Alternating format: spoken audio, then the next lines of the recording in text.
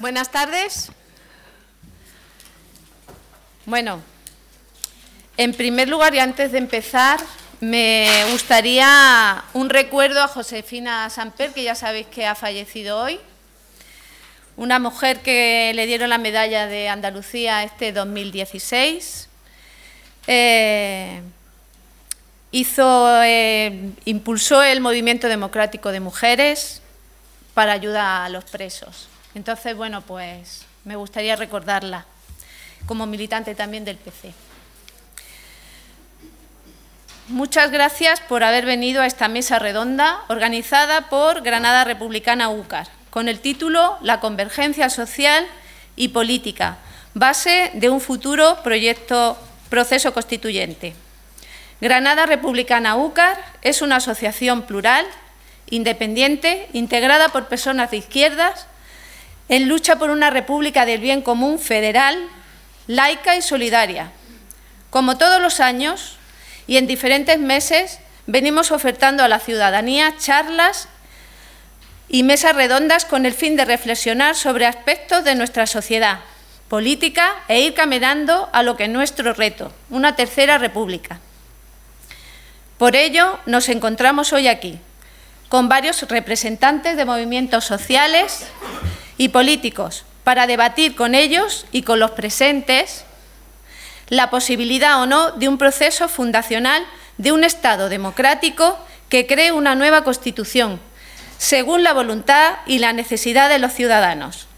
Participan a título personal Manuela Martínez, antigua secretaria provincial de la UGT, Chema Rueda, miembro del Comité Federal del PSOE, Francisco Javier Fernández, asesor de Podemos en el Parlamento andaluz, Ascensión Cano, delegada sindical por la CGT, y Ángel de la Cruz, responsable de Izquierda Unida con la Dirección Federal de Izquierda Unida. ¿A quién me he saltado? ¡Ah, Paca! Paca Moya, también.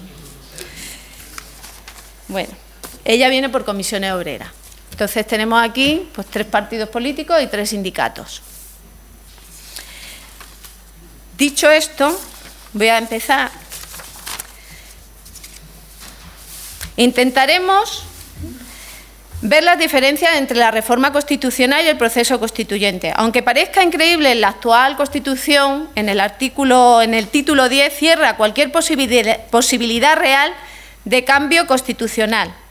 El procedimiento llamado cláusula de intangibilidad implícita, que ya tiene un nombre que lo dice todo, hace imposible materialmente su reforma. Por lo tanto, hay que saltarse esos cerrojos constitucionales con un referéndum de activación del poder constituyente. Los partidos políticos mayoritarios se han negado de manera sistemática a cualquier reforma para mantener de esta manera la partidocracia oligárquica. Sin embargo, recientemente han hecho una reforma constitucional para satisfacer las exigencias del capital financiero internacional. Quiero decir que podían haber hecho un referéndum. Está contemplado dentro del artículo, ¿no? 166, pero no se hizo. Yo me pregunto y nos preguntamos, ¿es una utopía plantear un proceso constituyente? ¿No es una utopía? Los cambios de las constituciones se cuentan por decenas a lo largo de la historia y han sido siempre impulsados por el propio pueblo. Y yo quiero que ellos me hablen sobre si hay una utopía o si hay una posibilidad de ese proceso constituyente. Esta sería mi primera pregunta. Manuela, si queréis, vamos contestando así o como queráis.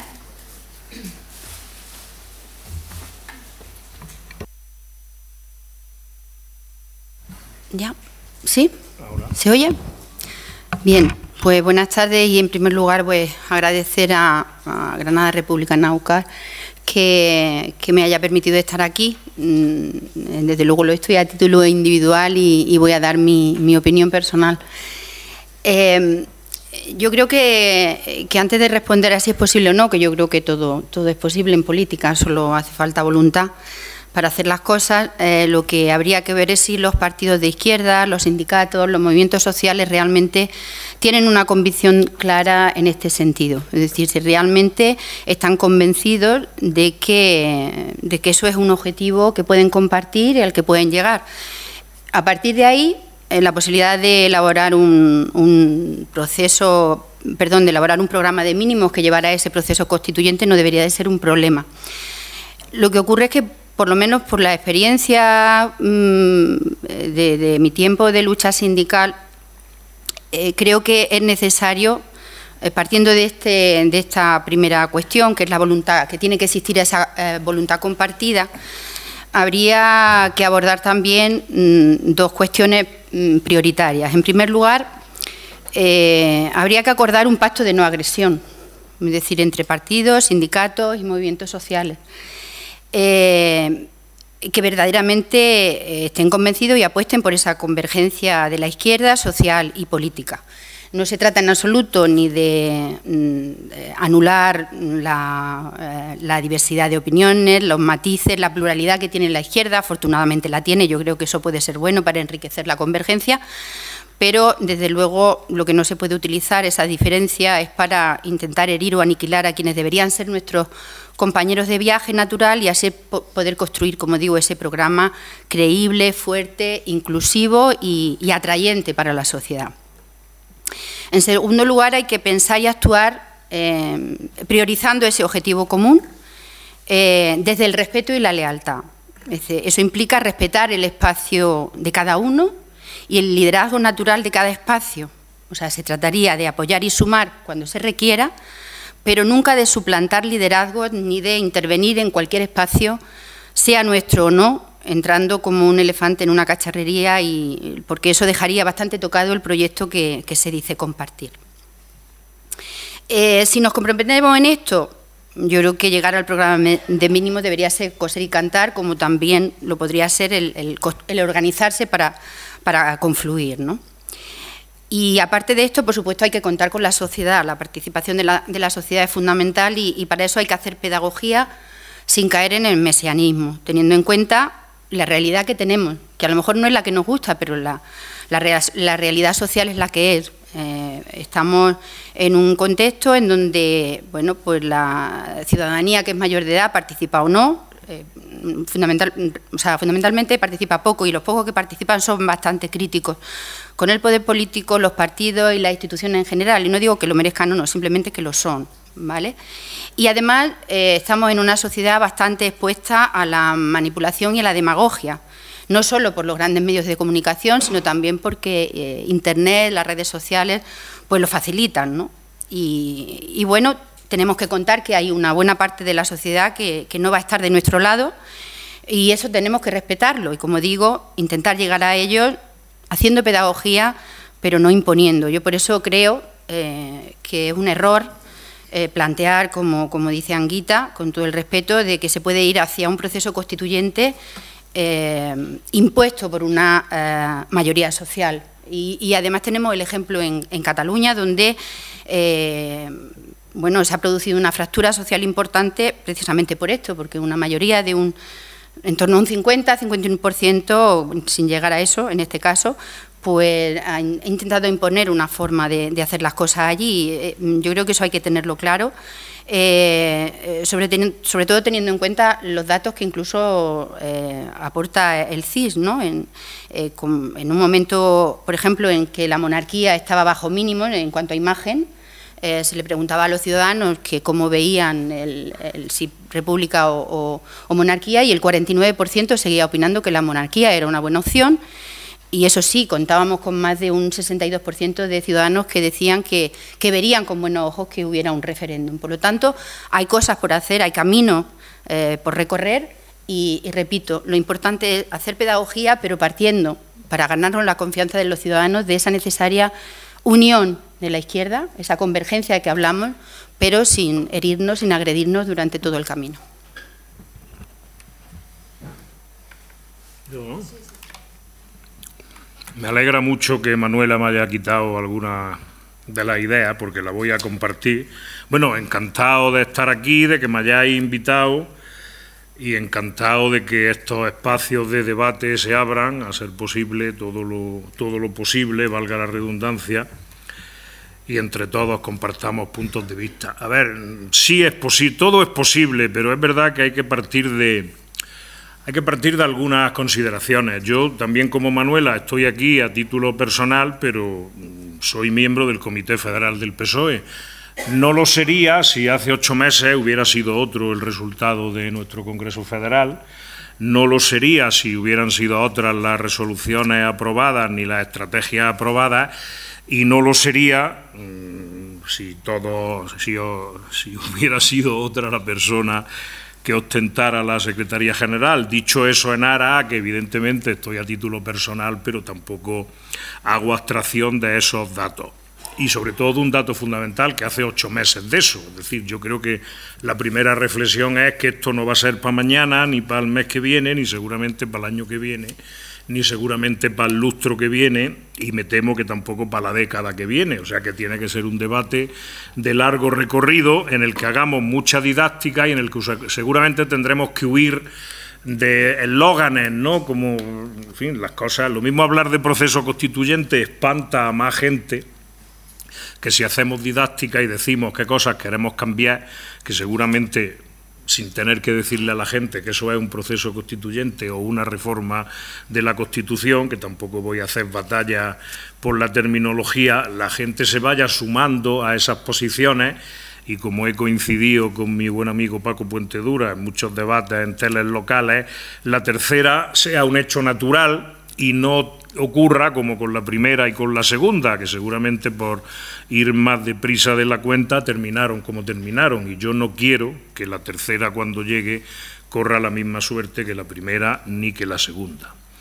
Dicho lo cual, evidentemente el partido en el que milito, tampoco voy a decir que lo represento, no se niega a una reforma de la Constitución. De hecho, si algo nos anima a nuestros debates internos es los pasos que hemos dado en pro de una propuesta de reforma constitucional que sea consciente de que al menos tiene que contar con el 50 y tantos % de apoyo de la población. Yo tampoco iría a querer contentar a todo el mundo, pero evidentemente hay que intentar evitar las fracturas sociales. Por tanto, para tener un 50 y tantos % de apoyo social, ciudadano, político, sindical, etcétera, etcétera, pues lo mismo hay que plantear cosas en varias fases de cumplimiento, no de un día para otro, y teniendo en cuenta la sociedad en la que vivimos.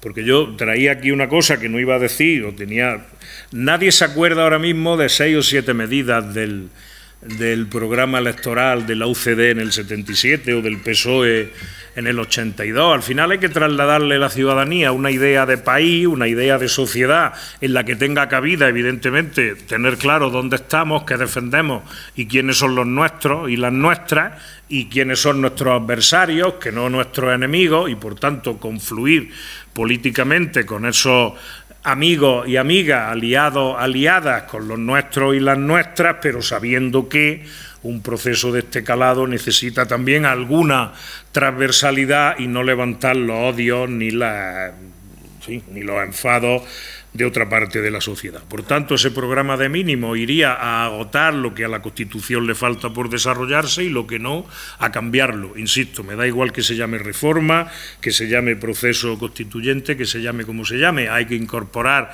más derechos, hay que incorporar más libertades, hay que incorporar otra visión del Estado y de la sociedad, hay que incorporar el laicismo y el feminismo, que ni siquiera en todas las izquierdas están arraigados al 100%, y por tanto mucha didáctica y mucha pedagogía, y sobre todo no poner el burro delante de los bueyes. Antes que hablar de cómo nos organizamos para conseguir esto, vamos a intentar todos y todas en nuestros ámbitos de actuación hacer que estas ideas sean mayoritarias, compartir los valores, las ideas, los mecanismos, las estrategias, no estar a la que salta para meternos el dedo en el ojo, cosa en la que también la izquierda somos auténticos especialistas y expertos, y sálvese el que pueda o la que pueda, y avanzar con esa visión temporal de que esto necesitará de mucho engranaje social, de mucha complicidad ciudadana, incluso de gente que hoy día, si le preguntas en la calle, no te diría o no se calificaría de republicano, porque a lo mejor ni sabe lo que es eso. Por tanto,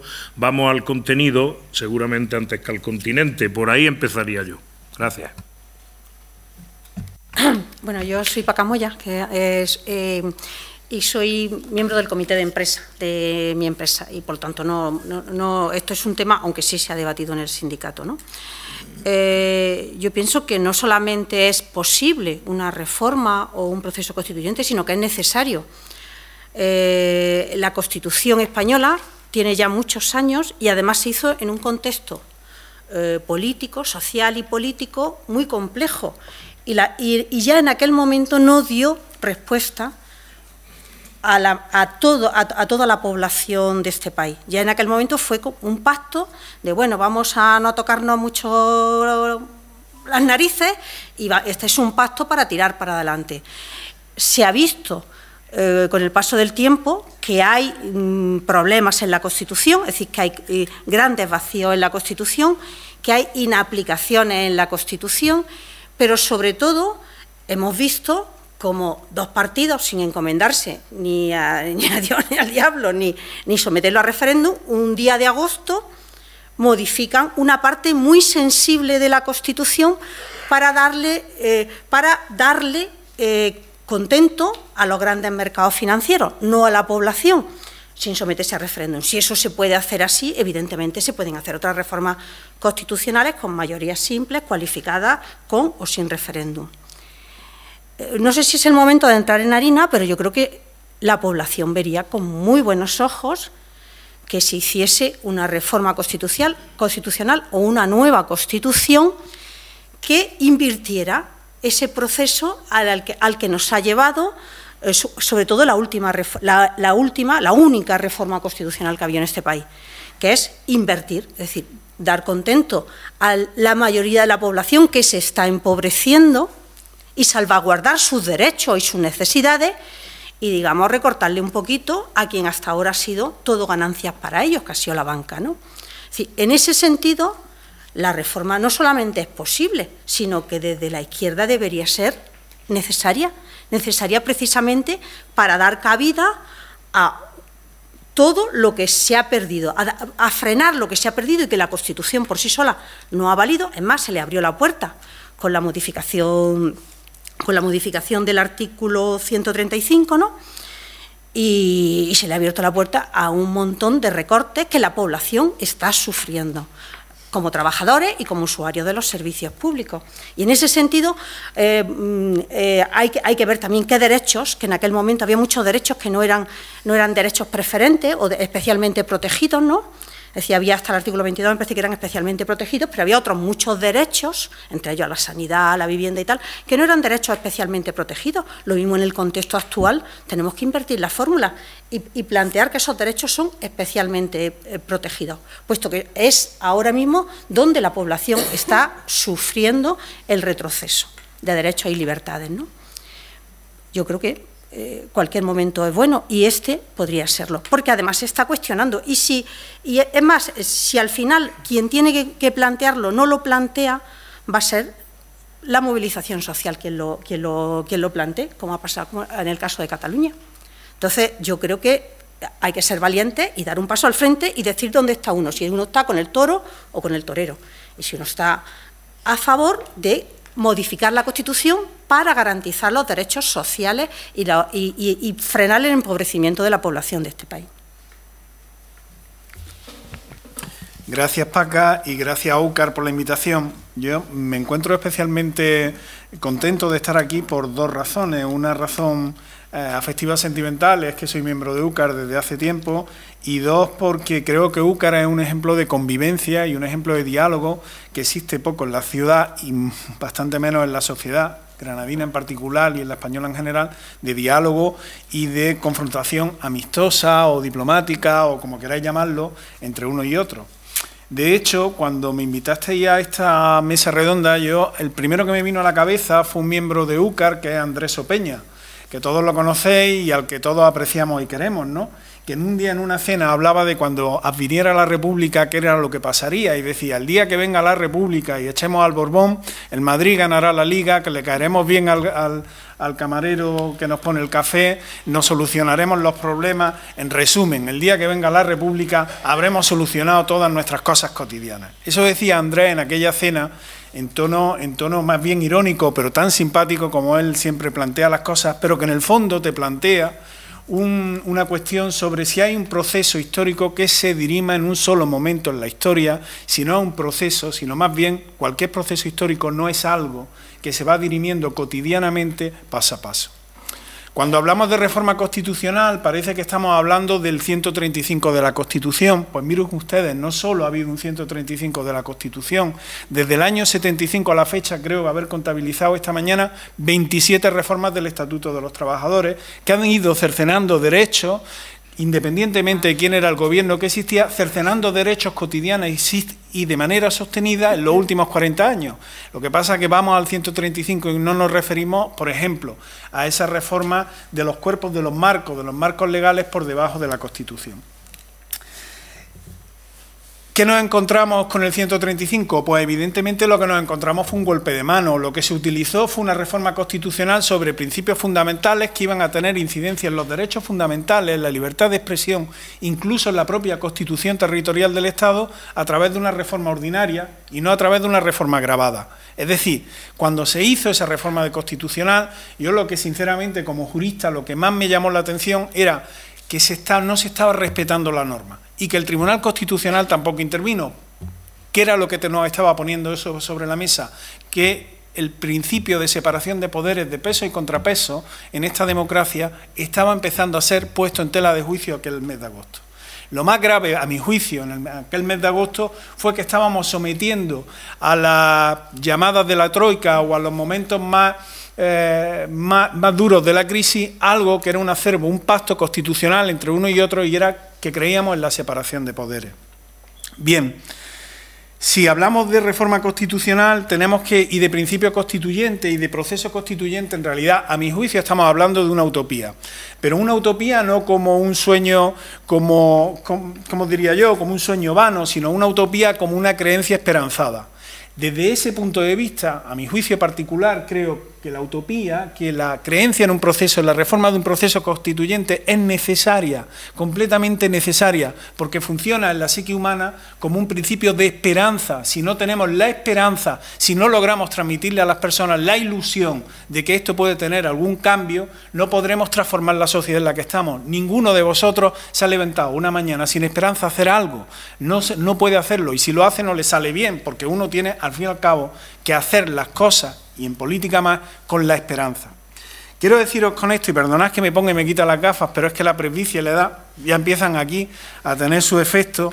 Es que, mirad, un programa de mínimos de un proceso constituyente evidentemente es un programa de mínimos de derechos humanos, donde la mejor tradición del ecologismo, del feminismo, del marxismo, del republicanismo, del anarquismo esté presente, del liberalismo. Es decir, un proceso constituyente lo único que puede tratar es de defender las diferencias que hay ahora mismo, de defender las diferencias, de limitar las diferencias en las que nos estamos encontrando ahora. Si hay divergencia, si hay una divergencia si hay una convergencia, en realidad lo que hay es una divergencia. Mirad, parafraseando a Andrés Opeña, si hubiera un proceso constituyente, yo lo que le pediría al proceso constituyente es que el Granada fuera primera, que el centro comercial Nevada se hundiera, que se acabara la precariedad, que pudiéramos de alguna manera defender los derechos que hemos tenido hasta ahora, que no tengamos un problema con las pensiones y que desde luego en esa dicotomía entre el capital y el trabajo no salga siempre perdiendo el trabajo y siga ganando el capital. Ahora mismo la diferencia entre los más ricos del país y los más pobres del país es muy superior a la que existía en el año 77. Y hay mucha menos gente con más dinero que más gente con menos dinero, como pasaba en el 78. Es decir, tenemos que mirar las cosas en perspectiva, en qué es lo que nos encontramos y qué es lo que va y cuál es el futuro. He oído en esta mesa hablar de pedagogía. Mira, yo no creo en la pedagogía. Y no creo en la pedagogía por una sencilla razón, porque pedagogía es la que da el maestro al alumno. Y todos somos ciudadanos, todos somos pueblo, Todos somos sujetos políticos. No puede haber pedagogía por parte de uno respecto a los otros. Lo más que puede haber es procurar que todos y cada uno de nosotros, mediante sistemas de democracia participativa real, mediante el empoderamiento de los ciudadanos, mediante la participación de todos y cada uno de nosotros, seamos dueños de nuestro destino.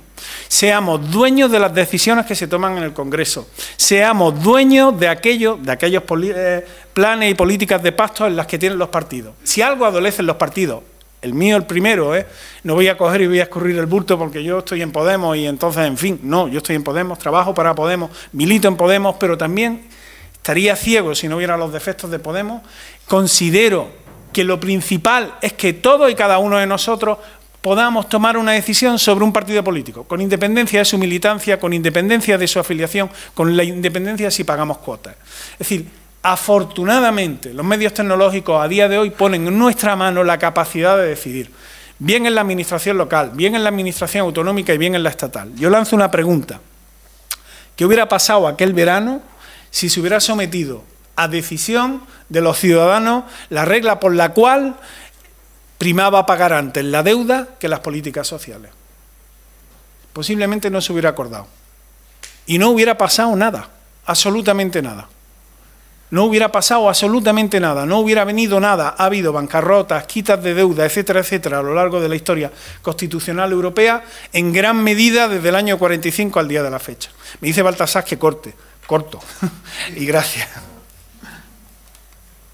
Hola, también agradecer a UCAR la invitación y, bueno, aclarar que yo ya no soy delegada de CGT, aunque soy militante de CGT y afiliada, estos 5 años como delegada sindical. Y bueno, agradezco que me hayan invitado, pero yo también difiero mucho en cuanto a la mesa. Cuando me han invitado he dicho, ¿qué hago yo aquí? Si seré, a lo mejor puedo ser ofensiva con respecto a expresar lo que pienso, ¿no?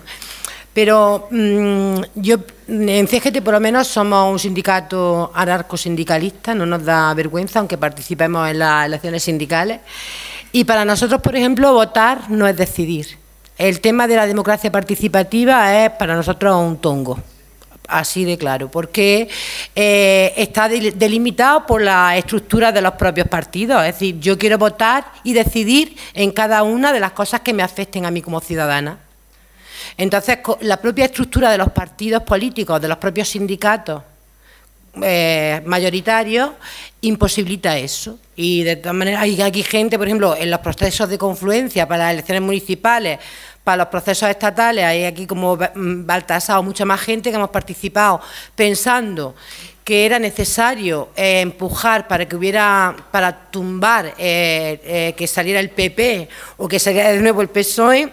Yo he participado sin ser de Podemos en los procesos de Podemos con una propuesta organizativa que llevamos a Vista Alegre 1, ¿no? Que de ahí salió el no queremos más machos alfa que nos guíen en la manada, no queremos eso, ¿no? Y sí que somos y creemos en la utopía porque no hay otra manera de poder cambiar la realidad si no es con un motor que impulse y que nos esperance y nos ilusione para sacar las energías para transformar el mundo. No se puede vivir, es tirar la toalla, ¿no? Entonces, yo, por ejemplo, el tema de la reforma constitucional, pues mira, no creo en ella. O sea, hay un proceso constituyente real, de abajo arriba, o no tiene, va a ser más de lo mismo.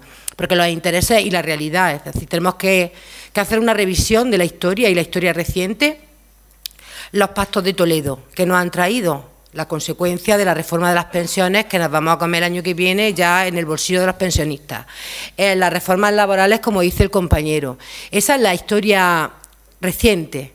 O la historia más de atrás, como los pactos de la Moncloa, ¿no? Es un engaño. O partimos de una realidad y partimos de un movimiento asambleario donde todo el mundo pueda decidir y pueda plantear todas las medidas que afectan a su existencia, pues sí, es una utopía, pero yo creo que es mucho por hacer y creo que las organizaciones sí que tienen una responsabilidad ahí, de abrirse y de no hacer las trampas, ¿no? Las trampas propias, porque los procesos de confluencia que nos comimos para las municipales aquí en Granada, que muchos de ustedes pues estarían también, vimos cómo al final, para organizar las listas, para organizar, era todo una trampa.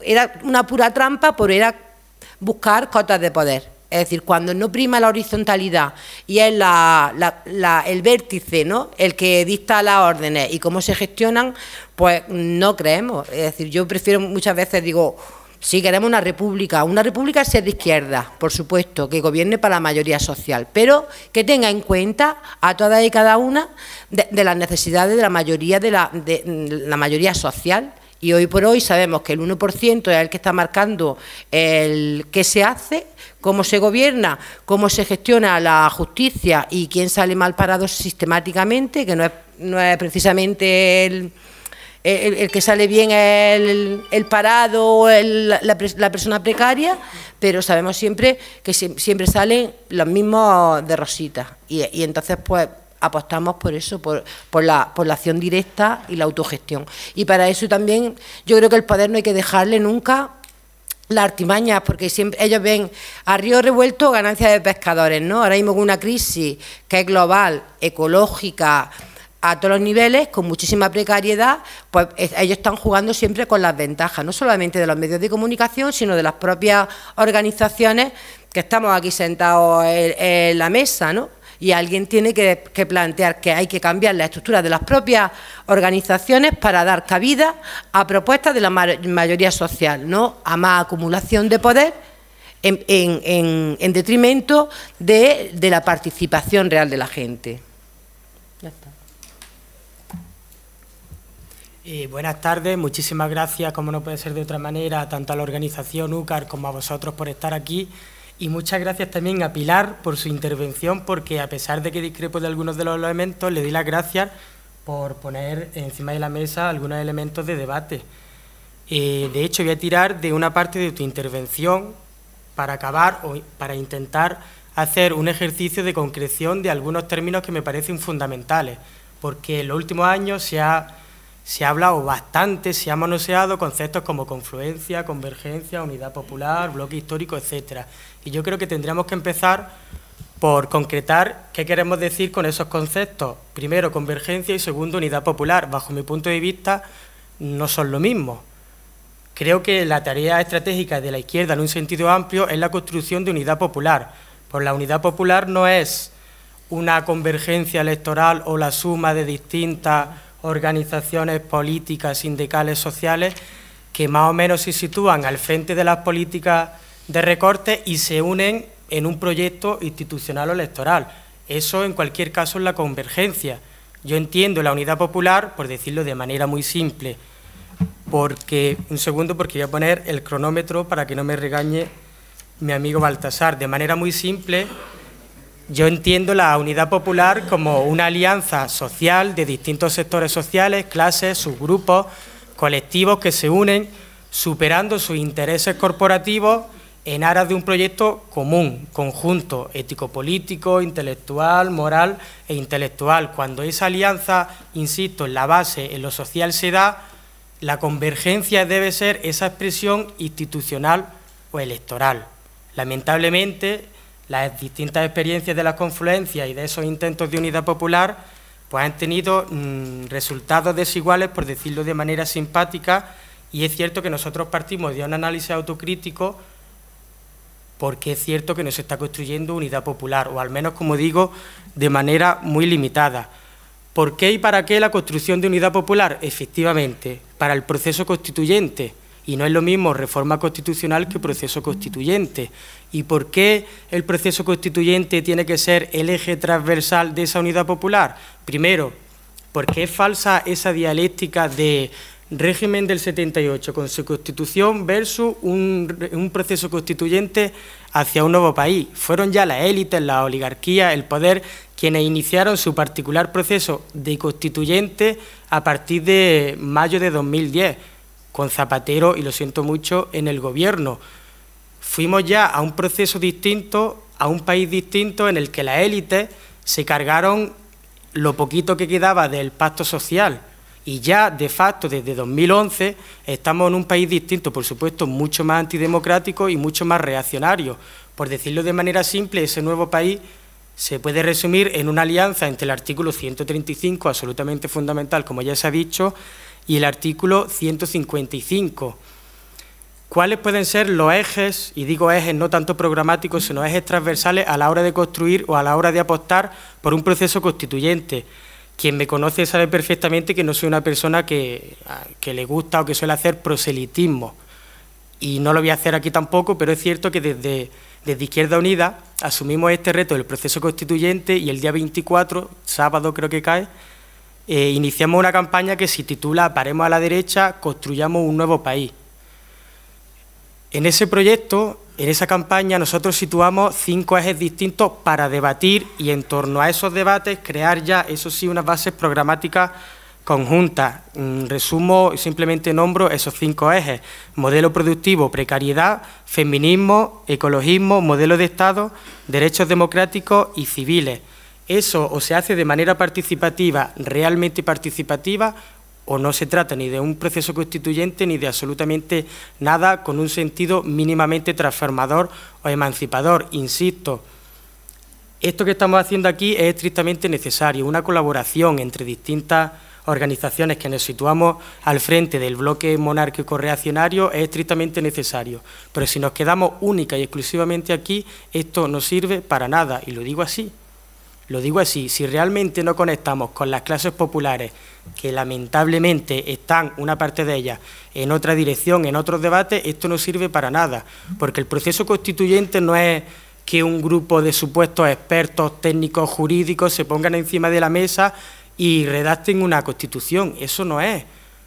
Un proceso constituyente es precisamente llevar la política y los debates a todos y cada uno de los rincones del país, de la sociedad, de los barrios, aquellos donde se encuentran los sectores populares, y esa debe ser la tarea que debemos asumir todas las organizaciones de izquierda, ponernos a ese servicio, pensar en clave de clases populares, de bloque social más amplio y no tanto de partidos y de intereses partidistas que curiosamente siempre coinciden con unos supuestos intereses electorales. Yo creo que tendremos que partir primero de este análisis, digamos, más amplio, más estratégico, y a partir de ahí ir bajando para empezar a ponernos de acuerdo tanto en programas como en proyectos, y a la hora de intentar ir concretando ese proyecto de país y ese proceso constituyente. Y creo que me he pasado, así que lo siento. Bueno, pues tras esta primera pregunta, que iba sobre si era o no una utopía, y ha salido muy claramente el tema de la convergencia y la confluencia.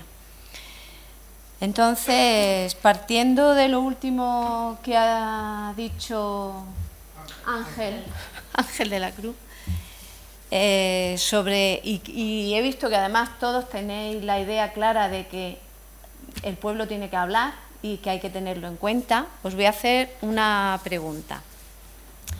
La clase trabajadora mayoritariamente vota a la derecha, no está sindicalizada y está contagiada del virus españolista tras el desafío independentista catalán. ¿Cómo podemos llegar a las grandes mayorías de la sociedad, las víctimas más directas de la crisis, que no son conscientes de la necesidad del cambio? ¿Tiene la izquierda, o sea, nosotros, que ser gente y no una élite desconectada de los problemas más acuciantes de las clases populares?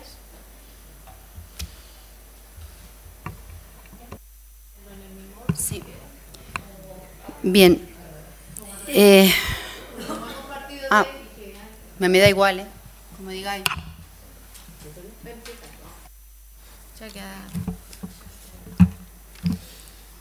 Vale, ahora sí intentaré ceñirme a los 3-4 minutos como mucho. Me parece que la pregunta está perfectamente planteada. Lo primero, tenemos que intentar evitar siempre, absolutamente siempre, cualquier tipo de elitismo, como si nosotros fuéramos unas personas especialmente intelectuales, listas, que nos dirigimos a una supuesta clase obrera, a unas clases populares tontas, que tontas ellas efectivamente votan a sus verdugos, Eso es algo mucho más complejo. Precisamente, antes el compañero de Podemos ha mencionado el marxismo. Los seres humanos, las personas somos seres sociales y en última instancia estamos atravesados por contradicciones ideológicas, culturales, etcétera. Vivimos en un sistema capitalista en el cual, en última instancia, la ideología dominante es la ideología de las clases económicamente dominantes. Primero partamos de esa advertencia y a partir de ahí intentemos ser más modestos y más humildes. En las últimas 2 o 3 semanas se ha iniciado un debate interesantísimo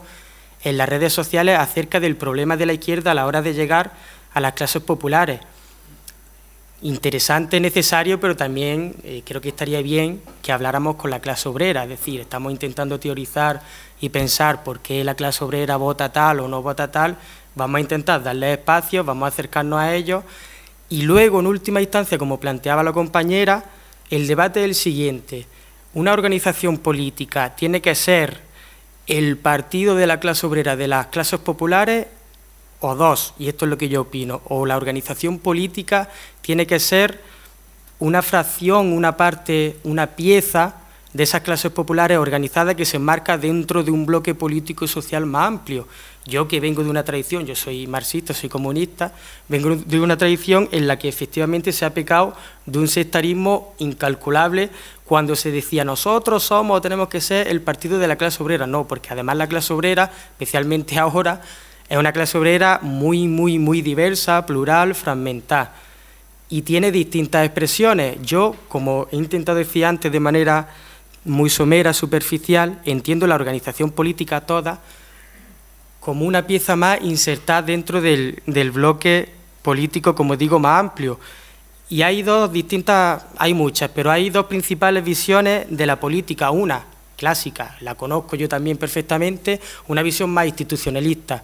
En última instancia, la política se trata de maximizar la participación en las institucionales y, con suerte, de tomar el gobierno. Bien, luego hay otra tradición, gramsciana en este caso, que a mí me gusta más, que entiende la política como una lucha total y permanente por la hegemonía, es decir, por la idea e incluso me atrevo a decir que por el alma de las clases populares. Esta visión al final acaba determinando no solo la estrategia, sino la propia participación y el propio hacer diario de las organizaciones. ¿Por qué digo esto? Y ya aterrizo en lo concreto porque tengo que ir acabando.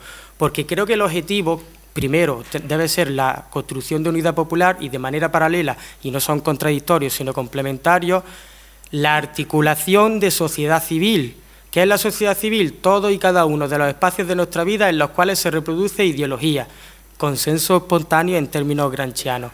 Si nosotros no somos capaces de articular en el territorio organización y llegar a todos y cada uno de los rincones donde se reproduce ideología, especialmente de manera supuestamente neutral y apolítica, si nosotros no llegamos ahí, no tenemos nada que hacer, porque el éxito del poder de la élite de la oligarquía es que basan su consenso precisamente a través de métodos, como digo, aparentemente aideológicos, apolíticos, y a partir de ahí va canalizando y va bajando ese sentido común que, como digo, siempre es la ideología de la clase dominante. No solo nos basta con una organización, con organizaciones políticas potentes, con organizaciones sindicales potentes, hace falta que estemos en los movimientos vecinales, en la AMPA, que estemos en los equipos de fútbol, en los gimnasios, en absolutamente todos los sitios donde se socialice la gente, porque así, solo así podremos empezar a construir hegemonía, a intentar meter, digamos, de alguna manera, nuestra idea y nuestro proyecto de país e incluso nuestra visión del mundo. Si nosotros nos ceñimos única y exclusivamente a lo institucional o electoral, estaremos totalmente perdidos, porque además estamos en un escenario con las reglas totalmente viciadas, porque en última instancia las instituciones están hechas para que no podamos cambiar realmente las cosas. Si nosotros no conseguimos articular sociedad civil, crear un contrapoder social potente, incluso podríamos tomar las instituciones que al final nos veríamos obligados a hacer lo mismo que los otros, pero yendo en bicicleta. Bueno, el tema de la élite que se plantea como izquierda, yo comparto mucho lo que dice el compañero, que ha sido un fallo histórico de la izquierda, ¿no? Han ido con un discurso y a la hora de luego optar al poder, pues aquí tenemos, por ejemplo, ahora a Felipe González, ¿no?, cobrando de gas natural, ¿no? Y eso es mal ejemplo para la ciudadanía, ¿no?, de a pie, y llega a un momento en que hay un gran desprestigio de lo que es la política, igual que de los sindicatos. Hoy en día también es cierto que el mundo laboral ha cambiado mucho, pero los sindicatos no tienen tanta afiliación como tenían antes, es decir, que aumenta mucho el paro y luego también hay mucho desencanto. Lo que yo creo que los partidos políticos de izquierda, igual que los sindicatos que realmente son de izquierda, deberían de generar en la población un instrumento que dé la posibilidad de que la gente se pueda autoorganizar. Autoorganizar para defender lo que considera justo en la calle, a través de participar también en los movimientos sociales. Movimientos sociales amplios que están defendiendo como el derecho a la vivienda, estos desahucios 15M o las marchas de la dignidad, donde hay espacios que la gente puede confluir y puede llevar sus problemas. Y luego en los centros de trabajo, como dice el compañero, en la AMPA, el día a día, todos son acciones políticas, pero es también la coherencia de la izquierda. No podemos pretender, como hasta ahora la izquierda siempre ha sido minoría, nos tiramos los trastos unos a otros, no hay manera de buscar una confluencia amplia que arrope y recoja lo que busca la mayoría social, que es pues un mínimo de dignidad ante el brutal cambio social que está habiendo en estos últimos tiempos. Es decir, que la desigualdad ha aumentado de una forma tan grande y, por ejemplo, en los sindicatos ahora mismo, el mío, asambleas de parados, por ejemplo, si no estás afiliado, que estás cotizando, tu voto a la hora de tomar decisiones en la asamblea, pues no cuenta lo mismo, que eso es un tema que nosotros tenemos aquí. Hay cuotas ya de precarios, que sí, pero quien está parado o parada no puede asumir una cuota para pagar. Entonces la toma de decisiones va restringida. Y yo me ciño más aquí como organizaciones, porque algunas veces somos las mismas organizaciones las que estamos poniendo palos en la rueda, en vez de buscar el consenso amplio y buscar lo que es el interés mayor para la mayoría social, que es pues la gente que lo está pasando más, porque lo que está claro es que cada día hay más desigualdad y en eso no se atiende. No trato que por ejemplo, los partidos políticos sean donde se aglutine la gente, pero sí de alguna manera son élite y han sido élite para decir esto lo vamos a hacer así, y a la hora, como he dicho antes, en los procesos de confluencia que hemos intentado hacer últimamente, al final pues todo lo embarra el tema de la forma jerárquica en la que se organizan y las cotas de poder que tienen los partidos y cómo se quieren repartir los cargos. Entonces eso es una dificultad que para hacer un proceso nuevo tenemos que reflexionar, intentar cambiar para que no volvamos a caer otra vez en las mismas, porque yo ya lo digo desde mi perspectiva, que no estoy dispuesta a pasar otra vez por ese proceso, porque eso es agotador y la gente también tiene que ver que hay una unidad, un equilibrio y una coherencia en lo que se dice con lo que se hace, ¿no?, en las propias organizaciones. Y creo que muchas organizaciones deberíamos de hacer también el mea culpa y ser críticas públicamente con los errores que se cometen y que se han cometido, ¿eh? Ya está.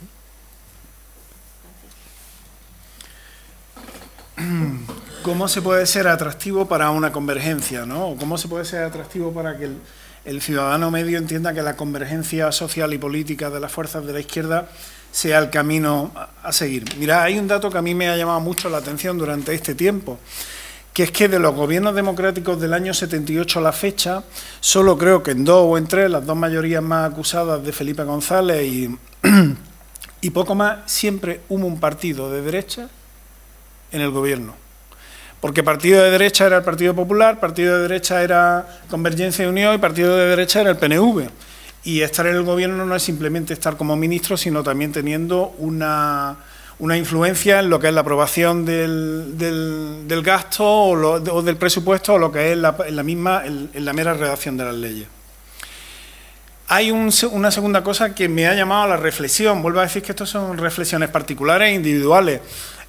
Porque hay gente en países con una tradición democrática que no tienen nada que envidiar, de la que nosotros sí tendríamos bastante que envidiar, pero que no son de izquierda, como pueden ser Estados Unidos o en su defecto Francia, que tampoco es un partido que podamos decir, un país que podamos decir que desde el año 45 a la fecha ha sido un país paradigmático en cuanto a derechos sociales y demás. Ahora mismo hay dos fenómenos políticos que han ganado las elecciones. Uno es Trump y el otro es Macron. Y mira, yo personalmente creo que uno es atractivo cuando es fuerza de gobierno o deja de ser atractivo cuando soluciona fundamentalmente los problemas a la gente, cuando le soluciona, le da esperanza de solución a los problemas a la ciudadanía. Ciudadanía, praxis política, gobierno y solución de problemas son una cuádrupla que creo que van íntimamente unidos. ¿Cómo se hace esa cuádrupla? Pues proponiendo un cambio en la forma de hacer política. Algunas veces la forma de hacer política viene dada por los actores que intervienen en política, por las trayectorias individuales y personales de la política y por las situaciones estructurales que hay en política. Mientras que no cambiemos ese paradigma, es muy difícil que cambiemos el resultado del paradigma. Es decir, si yo cojo patatas, las pelo y las pongo en agua y las pongo en una olla a presión, me saldrán patatas cocidas. Si hago exactamente lo mismo y no la meto en una olla a presión, me seguirán saliendo patatas cocidas. ¿Qué quiero deciros con esto? Yo creo que lo primero que habría que hacer es un cambio en el paradigma de la representación. La representación actual está basada en ese paradigma de que venía y era representado aquel que era incapaz o aquel cuyo cuerpo electoral era tan grande que no podía estar en la sala y por lo tanto lo representábamos. Mirad, a día de hoy las nuevas tecnologías evitan eso y hacen que la gente pueda estar representada y que la toma de decisiones sea cotidiana. Y en la cotidianidad es donde está precisamente lo que yo considero que es el cambio, ¿no? Y donde puede venir el cambio. Y mirad, una política competitiva entre organizaciones y no cooperativa posiblemente dará victoria o derrota pírrica, completamente pírrica, porque sigue habiendo un 53% de la población que se representa en otra opción política. Hablaba ahí al principio de Cataluña. Cataluña es un ejemplo. Cataluña es un ejemplo donde hay un proceso constituyente popular, acertado o no acertado, según la opción política de cada uno, y el proceso constituyente particular termina con un barco de Piolín lleno de policías, dándole a la gente un día en concreto que están votando o haciendo un referéndum para nada vinculante y donde automáticamente interviene el Estado a través del 155. Pues mirad, si no conseguimos ser útiles, una mayoría social, trabar una política cooperativa y establecer que la teoría clásica de la representación ya no vale, difícilmente habrá confluencia entre nadie, porque no debe haber confluencia entre las organizaciones. Lo que debe haber es cooperación entre los ciudadanos, fundamentalmente cooperación entre los ciudadanos. Y, en un futuro, aquellas organizaciones que se sientan representadas las unas con las otras, anden. Mirad, hay una cosa que me llama mucho la atención. Nadie le pide a los sindicatos que pierdan su propia identidad y que se fusionen los unos con los otros. Comisiones, UGT, USTEA. Lo que sí se pide es la unidad de acción en determinadas cosas. Pero nadie les dice que pierdan su identidad. Yo creo, mirad, que si políticamente pensamos igual, posiblemente iremos a las mismas manifestaciones, que si somos de la misma cultura organizativa, iremos detrás de la misma pancarta dentro de las organizaciones y si encima nos llevamos bien, tomaremos una caña después de las manifestaciones. Yo con la primera parte, que es la de, en fin, empujemos hacia el mismo sitio, con las incongruencias variopintas que podamos tener, me conformaría. Bueno, a mí esta pregunta me deja un poco perpleja, porque no sabía que uno tenía que posicionarse en una élite o en clase obrera. Yo me considero clase obrera, me considero sujeto político. Me parece que partimos de una Constitución que tuvo nada más que padres, no tuvo madres. Ese es un gran defecto, un defecto fundamental. Y yo, en mi práctica cotidiana, como clase obrera movilizada permanentemente, pues solamente veo una salida a esta situación y es que repoliticemos nuestra acción cotidiana, que es lo que hacemos, por lo menos en mi sindicato, en mi sección sindical y en mi ámbito, y en mi ámbito donde yo me muevo, es lo que hacemos cotidianamente, ¿no? Es decir, repolitizar, es decir, darle contenido político a las reivindicaciones que se plantean en la vida cotidiana de las personas, ¿no? Es decir, creo que no hay una fórmula más mágica que esa. No llegar como paracaidista a enseñarle a la gente cómo tiene que hacer política y cómo tiene que plantearse, sino que me dice, cuando un trabajador llega y te dice, es que mi salario, tú le dices, sí, hijo mío, 2 reformas laborales, las 2 últimas, las anteriores también, pero a ti te afectan las 2 últimas, la del 2010 y la de 2012. Pero bueno, ¿y eso cómo así o no? Entonces, ahí ya hay un debate político, ya no es mi salario. O cuando hay un caso de violencia o de acoso, pues mira, es que aquí esto se está haciendo nada más que regular, porque las mujeres tenemos no solamente la brecha salarial, sino que estamos expuestas a esto, pues porque hay un poder político que por un lado dice que coarta las violencias, pero por otro lado le da alas a imaginarios colectivos que refuerzan esas formas de violencia, tanto real como simbólica.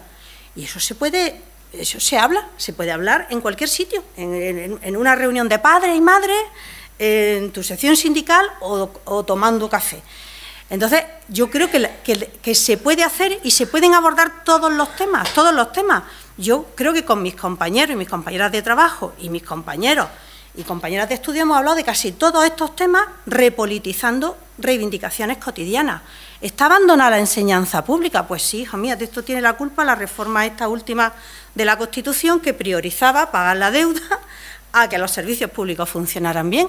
Es que cuando estás en el médico, es que mi médico no ha venido y no tiene sustituto.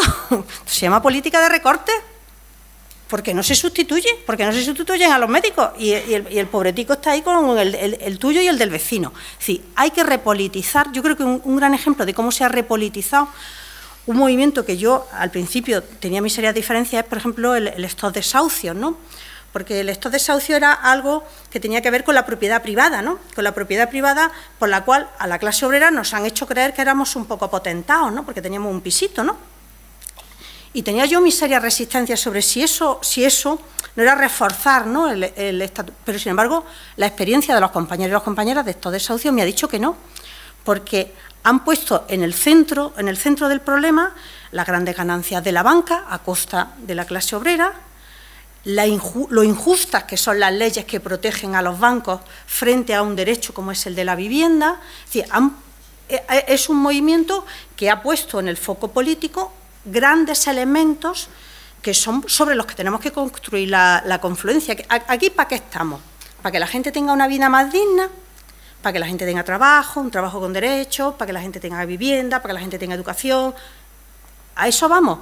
Pues tendremos que transformar muchas leyes, porque con las leyes actuales no solamente no se están garantizando esos derechos, sino que si protestamos no aplica la ley Mordaza. Es decir, que es que ya la guinda del pavo es que si tú protestas, pues te aplican la ley Mordaza, que es una multa sin la tutela de la justicia. Es decir, te lo aplican directamente, saltándose uno de los principios fundamentales, que es la tutela efectiva de la justicia, ¿no?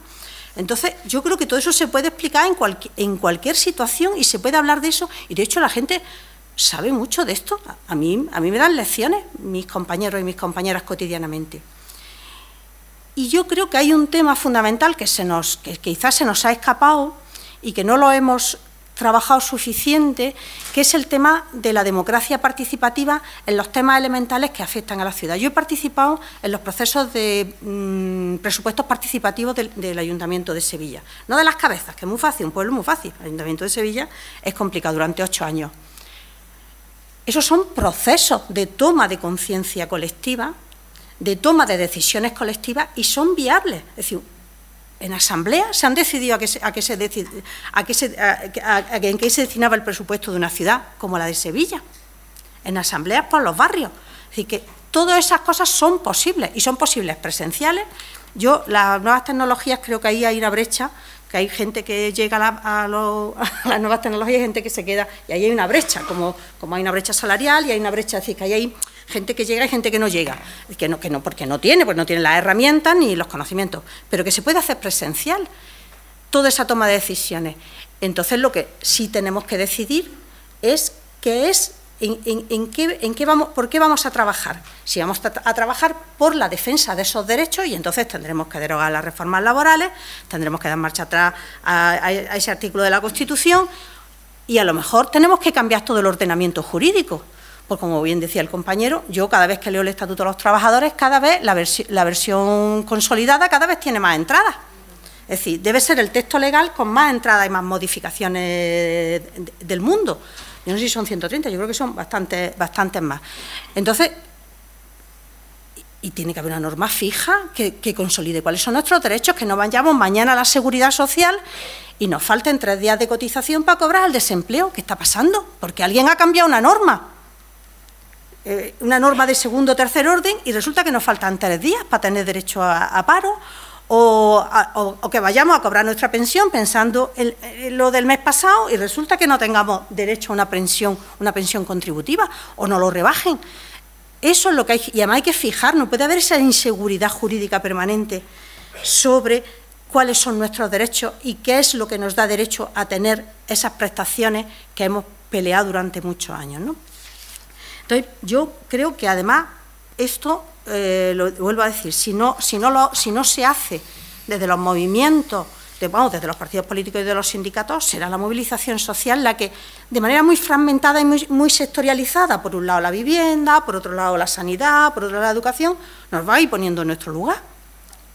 Entonces, yo creo que la única solución es eso, repolitizar la vida cotidiana y todos los gestos políticos, porque hacemos vida social permanentemente. Yo esta mañana he estado con mi madre en su residencia y allí se puede hacer política también, con las personas mayores.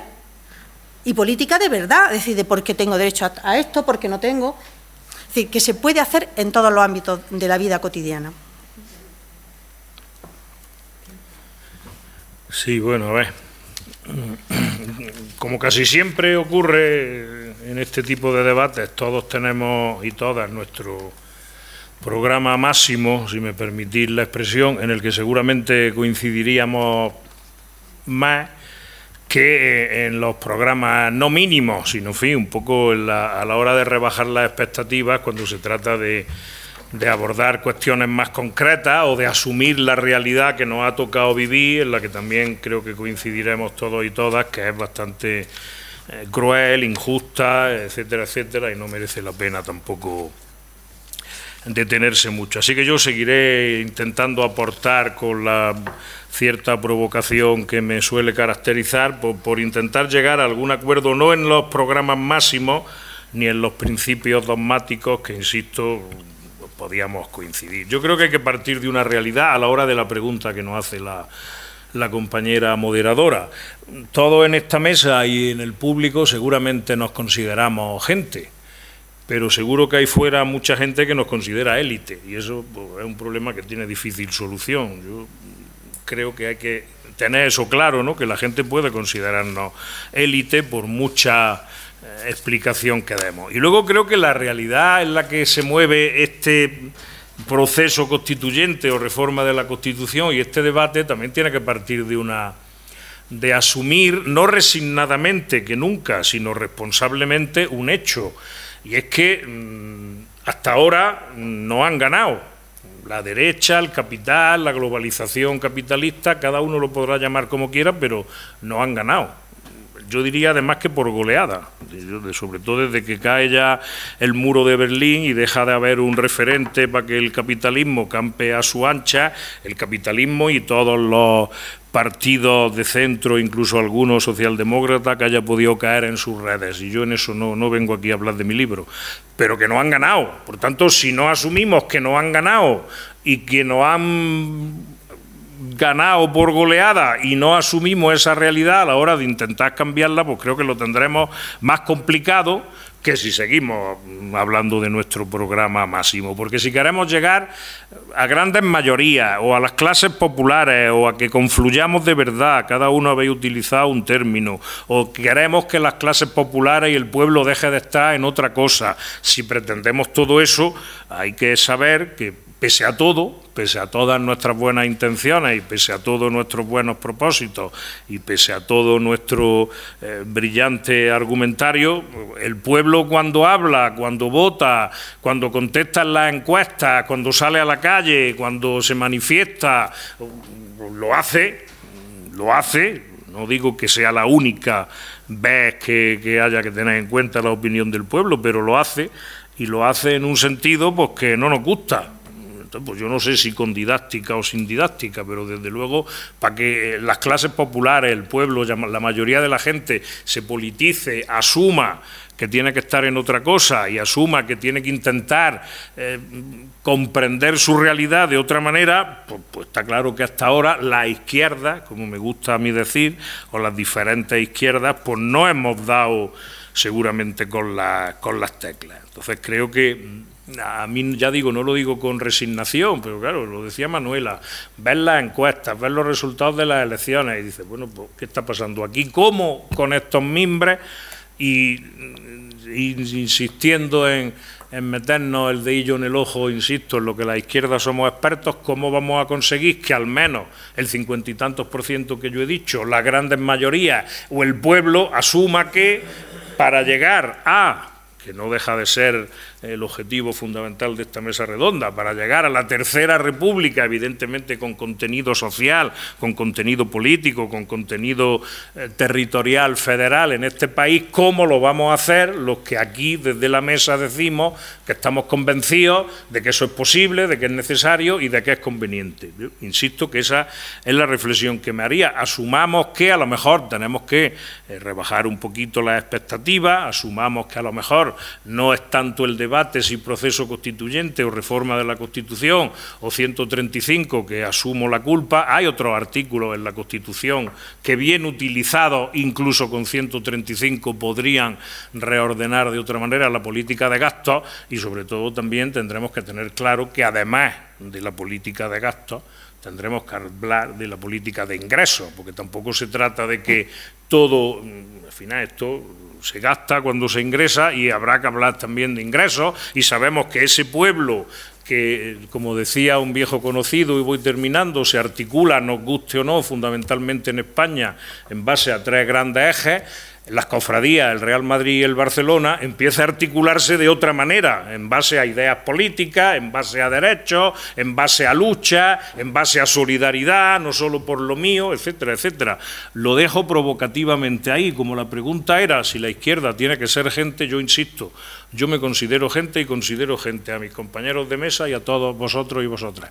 Pero fuera estoy convencido de que nos consideran élite y elitaza. Y eso, pues, lamento no tener la solución. Bien, yo voy a intentar volver a las preguntas que había hecho Carmen, porque creo que al final se han quedado un poco desdibujadas.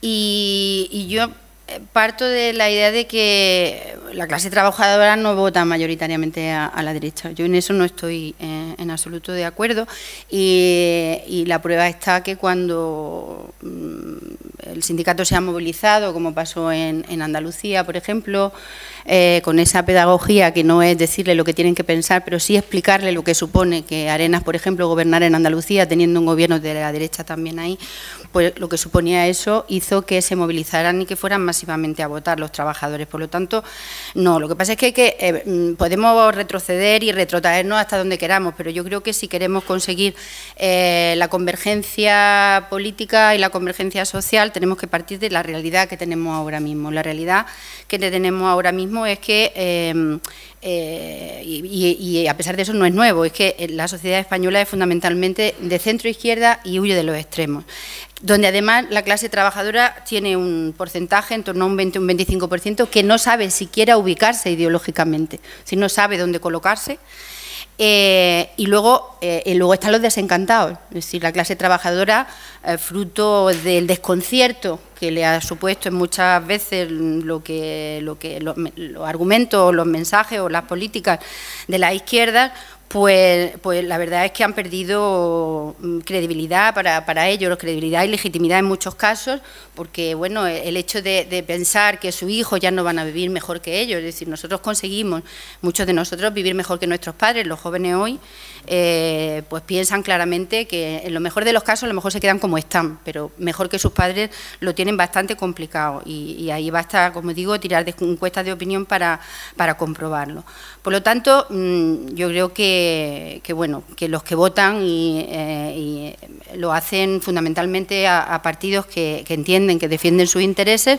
Obviamente de aquí había que o se quedarían fuera lo que es las viejas clases medias, porque son las más golpeadas por la crisis, quizá, por supuesto junto al precariado, pero las viejas clases medias han sufrido en sus carnes esa frustración en su máxima expresión, y esos son los que están más desencantados, y está demostrado por estudios que los desencantados al final incluso acaban votando a partidos que le hacen daño, precisamente por esa frustración que tiene. Por lo tanto, eso es un tema. Luego, que está poco sindicalizada la clase trabajadora, pues sí.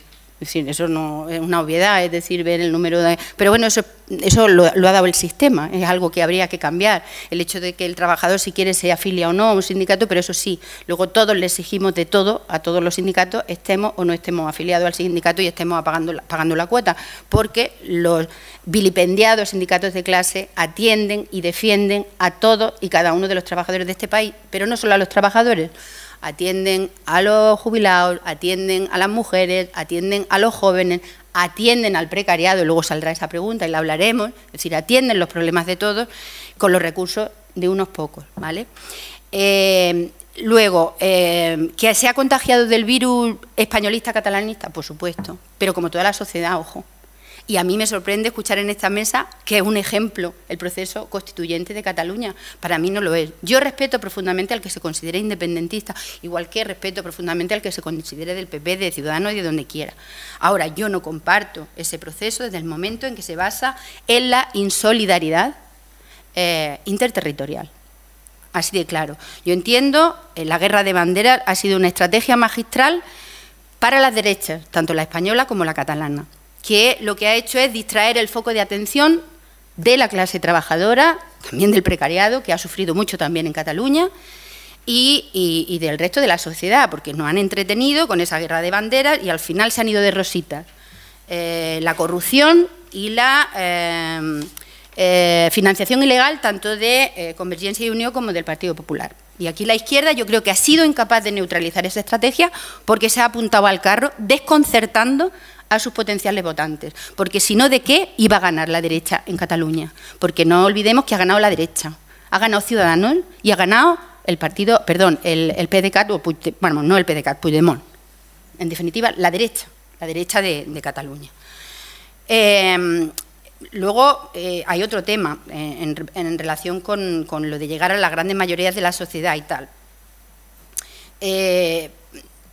Hay un tema que a mí me preocupa mucho porque además yo creo que está haciendo mucho daño para conseguir esa convergencia social, y es que los grandes medios han convertido la política en un espectáculo a veces bochornoso, y eso ha dejado muy tocada a la izquierda, sobre todo porque hay algunos políticos pues que se han entregado con frenesí al juego del espectáculo y que yo creo que han pagado un alto precio por esa sobreexposición a los medios. Y ahí están las encuestas, que cada vez valoran menos o le dan la espalda, la ciudadanía le da espalda a esos líderes o a esos políticos, y porque además han caído en la trampa del desenfoque, es decir, han caído en la trampa del desenfoque para mayor gloria del poder del orden capitalista.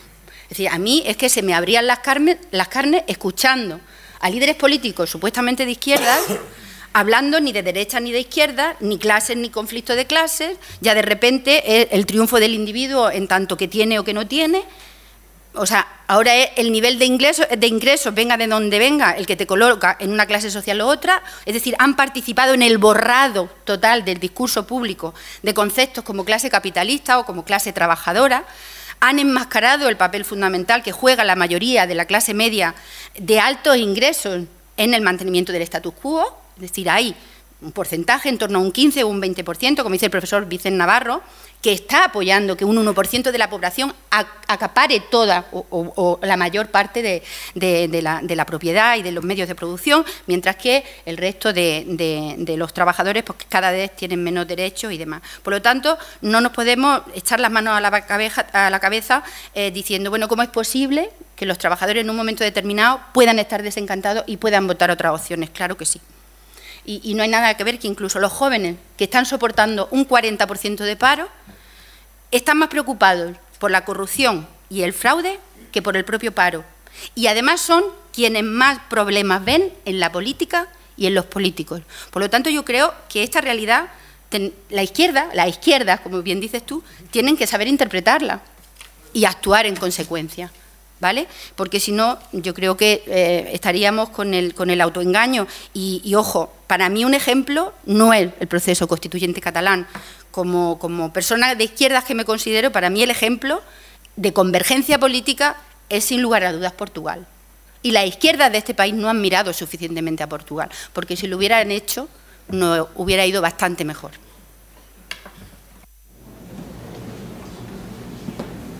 Está claro que para la participación y la confluencia ciudadana, nos cuenta tanto Javier como Paca, también ha habido el resto que también ha pasado por ahí, está la preocupación de sus derechos fundamentales y que no solo aparezca en un papel y que tenga para ellos la misma importancia el derecho a la vida o la libertad de expresión con el derecho al trabajo o a la sanidad.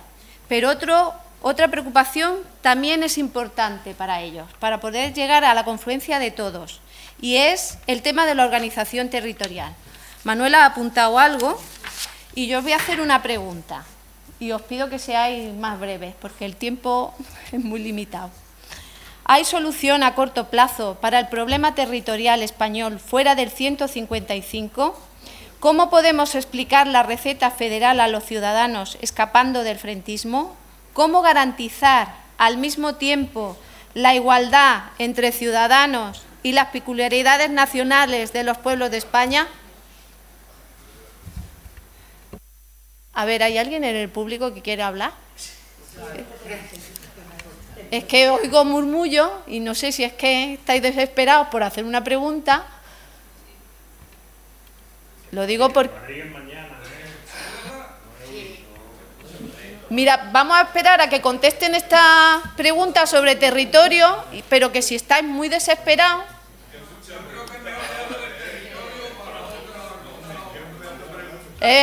No, pero es muy chiquitilla. Ellos saben y además la tienen preparada. Venga. Voy a intentar sintetizar todo lo que pueda. Vamos a ver, yo creo que a corto plazo es muy difícil porque el Gobierno lo ha puesto muy difícil. Es decir, el Gobierno con la inacción ha convertido un pequeño problema en un gran problema. Por lo tanto, yo creo que la solución sería más bien a medio y largo plazo. Pero sí cabe a corto plazo hacer gestos. Hacer política. Hay siempre una salida política y es el simple hecho, yo creo, que los ciudadanos visualizaran que los partidos políticos se sientan y se ponen manos a la obra para intentar recomponer todo lo que se ha destruido, y no solamente son los puentes que dicen que se han dinamitado, ¿no?, lo de las relaciones institucionales, sino también el tema de los afectos, las convivencias, las relaciones personales, todo eso, yo creo que se ganaría bastante, por lo menos para empezar a hablar. Si ellos vieran que los partidos políticos se sientan para adaptar nuestro marco de convivencia a la realidad de hoy, yo creo que eso sería un paso importante. Pero hace falta tiempo, es decir, porque esta solución no se puede conseguir sin consenso, no se puede imponer, yo creo, para huir de esos frentismos a los que hacía referencia Carmen. Por lo tanto, yo no veo dificultad en poder garantizar la igualdad entre ciudadanos y las peculiaridades nacionales. Eso sí, entiendo que habría que diseñar una carta de derechos y de deberes que ninguna peculiaridad nacional impida garantizar o exigir. Es decir, habría que respetar esa carta común y luego cada territorio, obviamente, debería poder tener la autonomía para decidir sus políticas y sus prioridades, así como la capacidad de compartir decisiones con el Estado. Yo creo que se está pidiendo a gritos una Cámara Territorial y el Senado hace tiempo que debería de haberse reconvertido, ¿no? Pero sí hay algo que se debe cuidar muy especialmente, como decía yo antes, era la solidaridad interterritorial y el papel fundamental que deben mantener y que deben jugar las comunidades autónomas en lo que es el mantenimiento del estado de bienestar y el avance de la cohesión social y el progreso. Y yo ahí coincido con los que, hay poquitas voces ahora mismo planteando este tema, pero yo coincido con ellas, y es que debe haber una mayor participación de las comunidades autónomas en el sistema de seguridad social. Y ojo, no me refiero en absoluto ni a romper la caja única, ni a que el Estado deje de desempeñar ese papel de homogeneización ni de garantizar la cohesión territorial, pero sí a que exista un papel más relevante de las comunidades autónomas en la gestión de las prestaciones del sistema, porque, ojo, ahora mismo hay mutuas que están gestionando, que no son parte del Estado, como las comunidades autónomas, hay mutuas que están gestionando 13.000 millones de euros que son de patrimonio de la Seguridad Social. Por lo tanto, ¿por qué no pueden las comunidades autónomas gestionar estas prestaciones? Y, por supuesto, hay que eliminar también, habría que eliminar los obstáculos que hoy existen y que impiden pues la iniciativa de la autonomía que van en la línea de completar las prestaciones de la Seguridad Social estatal. Yo creo que eso podría ayudar bastante, pero bueno, aparte de eso habría otras muchas cosas, pero bueno, tenemos poco tiempo y me quedo con eso. A ver, es un tema muy complicado por dos razones. Primera, porque yo en el fondo soy algo jacobino, aunque no dejo de reconocer que las comunidades autónomas tienen su... Y luego porque, a ver, aquí se junta esto es un tema político, es decir, no hay voluntad de arreglar el tema de Cataluña porque le viene muy bien a las dos partes que no se arregle, como seguramente no hay voluntad de arreglar el tema de la financiación autonómica porque es un caramelo político, ¿no?, por parte de las 17 comunidades autónomas, el tener esa bandera, ¿no?, a la hora de hacer campaña y de hacer política. Por tanto, sobre esa complejidad y sobre mi confeso jacobinismo, creo que aquí el problema es uno, y es que lo identitario, no necesariamente el nacionalismo, lo identitario territorialmente es ya también un campo de juego en el que la izquierda o las izquierdas tienen que moverse. Normalmente nunca lo han hecho, ¿no?, porque siempre se ha dicho la izquierda y el nacionalismo son incompatibles y, bueno, bien, más o menos nos hemos desenvuelto bien en eso, defendiendo la solidaridad y la justicia entre todos los territorios, dándole más a quien más lo necesitaba, en fin, bueno, más o menos. Y digo más o menos porque este tema en España, afortunadamente ahora lo hablamos en una mesa, siempre se ha arreglado de otra manera más desagradable. El problema es, insisto, ese es un terreno de juego nuevo para la izquierda también, y la izquierda pues está un poco perdida en cómo casar, como decía Manuela, esa igualdad de todos los españoles y las españolas, vivan donde vivan. Habrá gente que el problema lo enfoque, no la igualdad entre todos los españoles y todas las españolas, sino entre todos los habitantes de una comunidad autónoma, necesariamente. Yo creo que si vamos a un mundo global, sí interesa fijar muy bien dónde tiene cada uno que ejercer sus derechos y sus libertades, sobre la base de que el nacionalismo es insolidario, pero sobre la base de que lo identitario, desde el punto de vista cultural y desde el punto de vista histórico y desde el punto de vista lingüístico y desde el punto de vista de las costumbres, pues es también un hecho político. Por tanto, como en casi todos los temas, soy razonablemente pesimista, pero sí digo una cosa también, porque el partido en el que milito y que sabéis que defiendo en algunas cosas y en otras menos, sí tiene una propuesta federal para arreglar este tema, pero claro, nos encontramos con cómo se aplican, lo digo porque el artículo 155, desde el punto de vista federal y bien aplicado, es impecable. Todos los estados federales tienen un artículo 155 porque tienen que tener un artículo 155 los estados federales. Es incompatible avanzar hacia la búsqueda de un estado federal y que eso no lo controle, entre comillas, nadie. Es verdad que en España este debate, como está desmelenado, seguramente ninguna de estas frases cosechara grandes adhesiones, pero es verdad. Todos los estados federales tienen un artículo 155, que hay que aplicarlo mejor, que hay que aplicarlo en una Cámara de Representación Territorial, pero que hay que aplicarlo. Por tanto, razonablemente pesimista, como en todo. A corto plazo creo que vamos a seguir en el bucle. Gobierno Cataluña, Cataluña Gobierno, financiación autonómica sí, ¿quién lo decide? El Gobierno con las 17 comunidades autónomas, siempre habrá una, dos o tres que estén descontentas. Los partidos políticos a nivel nacional sin participación de las comunidades autónomas tampoco. Pues nos queda un tiempo de bucle, es mi pronóstico. Bueno, el tema catalán debería de haber tenido una solución política desde el minuto uno. No es que pueda o deba, es que si ni para eso vale la política, la nueva o la vieja, apaga y vámonos. Es decir, para resolver un problema que debería de haberse abordado en el minuto uno, no en el minuto ya con muchos damnificados, ¿no? Y yo creo que hay un montón de posibilidades para abordarlo políticamente.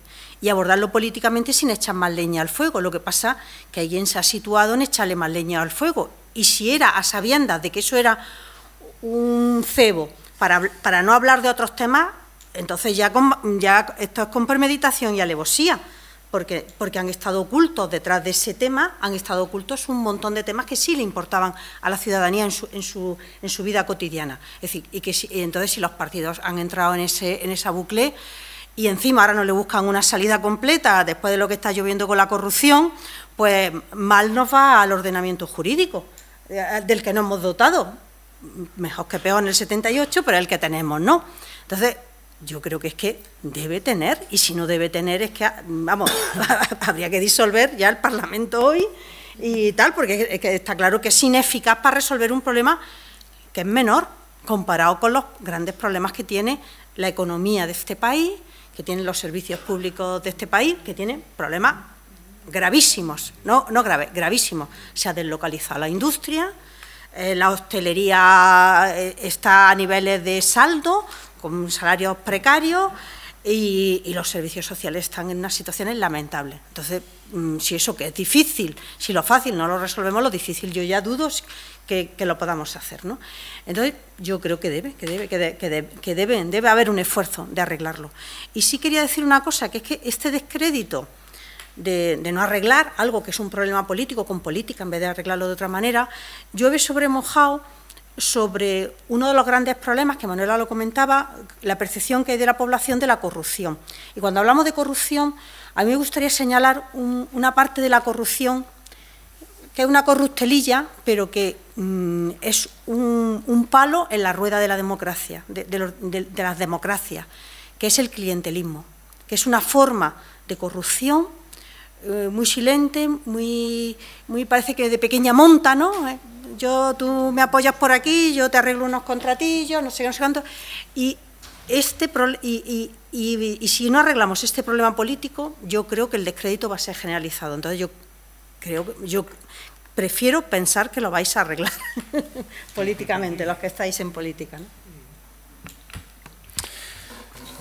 Respecto al problema territorial, yo quisiera hacer un poco de memoria, porque cuando olvidamos la memoria, olvidamos la identidad. Y olvidar la identidad en el caso del Estado español es olvidar que la identidad nos hace profundamente demócrata a uno y no tan demócrata a otro. El problema del Estatuto catalán, como vosotros sabéis, no nace hace 4 meses con el proceso. El problema del Estatuto catalán nace con un Estatuto catalán que se reforma por una vía democrática, constitucionalísima, que es la vía emprendida por Zapatero. Si es que no lo hace nadie, lo hace Zapatero. Se aprueba en el Parlamento catalán y se aprueba en el Congreso de los Diputados. Se le da el cepillado de Alfonso Guerra y el Tribunal Constitucional, nombrado por el Partido Popular, se lo carga. Pues bien, en el 2011 y en el 2012 el presupuesto catalán es aprobado por el Partido Popular y Convergencia y Unión. Y son los 2 presupuestos donde se aplican más recortes a la población catalana o a los ciudadanos catalanes en la historia de la Generalitat o de la democracia española. Pues bien, eso que se hace en aquellos entonces, luego parece olvidarse escasamente 5 años después. Y se parece olvidarse 5 años después porque, mirad, la regla del gasto, la regla del 155, es una regla que cambia la arquitectura territorial del país.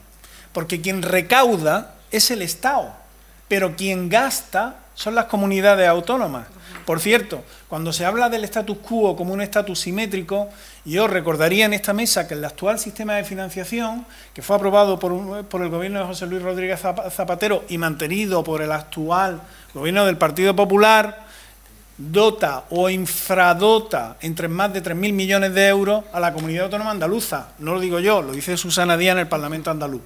Eso es discriminación entre el norte y el sur. Y lo hace el régimen general que conocemos. Cuando hablamos de diferencias territoriales, obviamos que hay un cupo vasco que se renovó escasamente hace unos meses en el Parlamento español.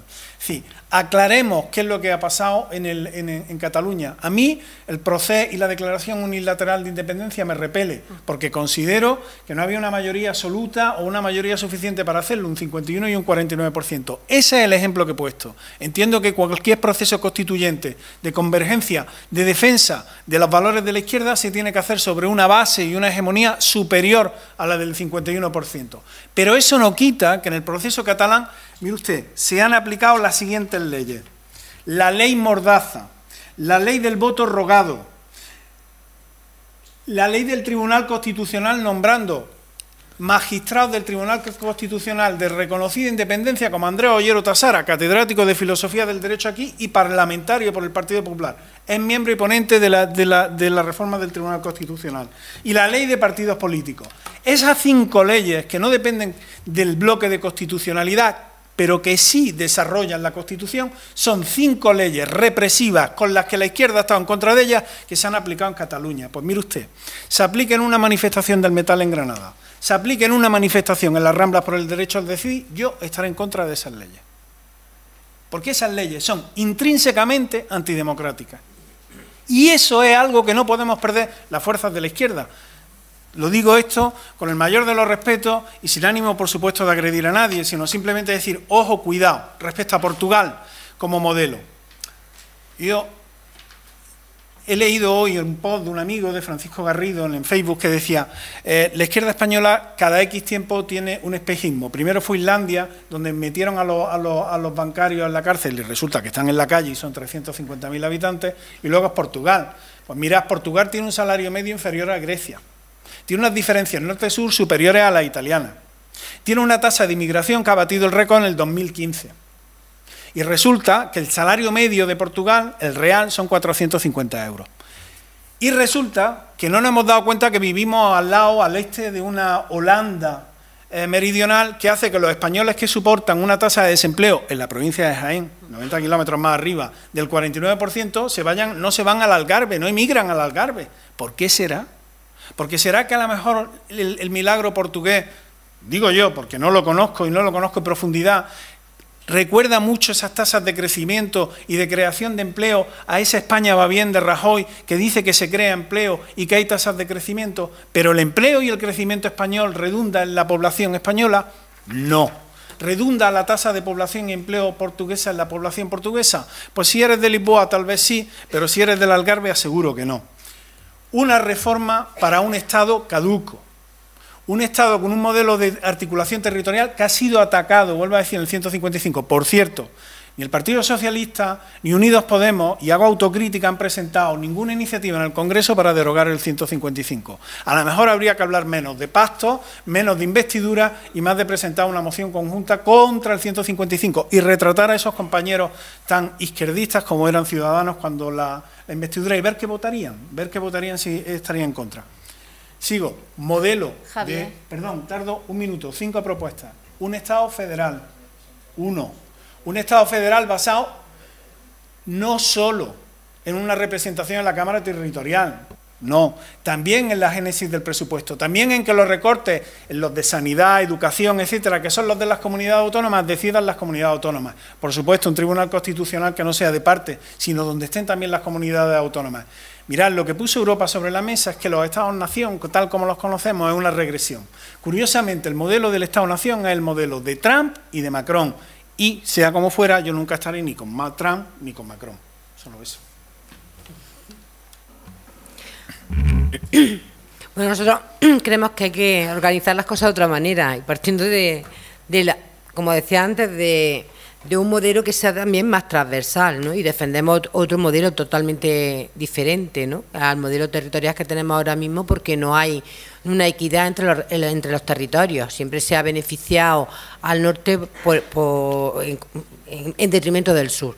Y defendemos el confederalismo, ¿no?, el confederalismo ibérico. Es una propuesta que siempre ha hecho el anarquismo de autoorganización y creemos que hay que generar propuestas a la gente que está precarizada, a la gente que está en el paro, y sigo insistiendo en lo mismo, propuestas de autogestión, que por lo menos la gente tenga donde generar masa madre para enriquecer pensamiento y llegar a una acción conjunta para cambiar la realidad. No hay otra, porque aquí en Andalucía tenemos un gobierno llamado socialista y sabemos en qué situación está dejando la enseñanza pública. Que sí, que son los presupuestos que Montoro como reparte el dinero, pero la equidad aquí no hay. Y cómo se están generando administraciones paralelas en toda la administración de la Junta de Andalucía. Tenemos la Agencia de Evaluación Externa y Enseñanza, que yo la conozco, que no la manejan funcionarios, la maneja, bueno, personal de confianza. La Agencia de Servicios Educativos, otra agencia que hay por ahí para... Entonces son como las mutuas, es decir, están generando empresas privadas que genera la administración pública, ahí va el dinero público, pero ¿con qué gestión? Es decir, yo defiendo si hay funcionarios o funcionarias que hagan una labor transparente en cómo se gestionan los servicios, pero ahora mismo estamos aquí perdiendo en Andalucía. Por un lado, nos echan la bola de que Montoro nos recorta el presupuesto, pero luego a la hora de gestionar aquí el dinero, la precarización aquí ahora mismo es patética, ¿no? Es del empleo, ¿no? Y entonces habría que coger un modelo territorial que fomentara eso, la transparencia y una equidad que dignifique mínimamente cómo van repartidos los gastos. Ya está. Brevísimamente, en un minuto, como mucho dos, para ver si da tiempo a un debate con el público que seguro que será incluso más interesante. Primero, la izquierda no pintará absolutamente nada o será irrelevante políticamente hablando hasta que no tenga de manera totalmente definida tanto un proyecto de España como una propia idea y de España. Si eso no conseguimos tenerlo, siempre volverá ese leitmotiv que, como pasó, por ejemplo, en los 90, al final, en este caso Izquierda Unida, acabó arrastrándolo a poco menos que la irrelevancia política. Creo que tenemos que tomarlo como tarea. A partir de ahí creo que existe un riesgo bastante importante, porque antes se ha planteado cuál puede ser la salida. Yo creo que a corto y medio plazo, claro que existe la posibilidad de una especie de pacto entre las distintas élites catalanas y catalanas, ahora aparentemente, no aparentemente, sino en la praxis en guerra, claro que sí existe. Y nosotros debemos evitar esa segunda tentación. La primera fue la transición de confederalización del norte y regionalización del sur, porque ese proyecto está encima de la mesa. ¿O cuál puede ser esa especie de pacto entre las distintas élites? Pues una especie de privilegio fiscal. Aquí se ha hablado del cupo vasco, por lo tanto, concreción del proyecto de país, de la idea de España, que dé respuesta a esa cuestión territorial, a esa cuestión social / de clase y a la cuestión cultural. Un minuto y medio.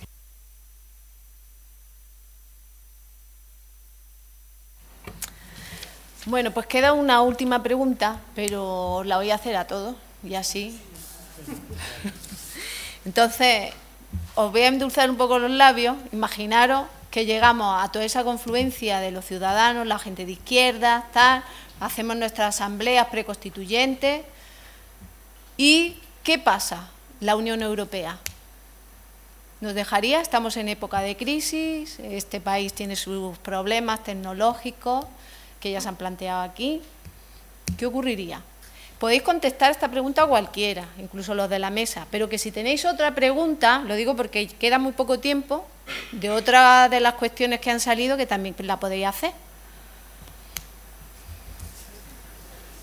A ver, 1, 2, 3, 4.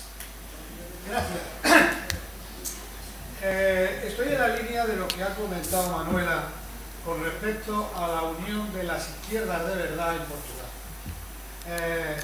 Portugal ha disminuido la brecha que existe entre ricos y pobres de una forma bestial en este tiempo que está este Frente Popular portugués.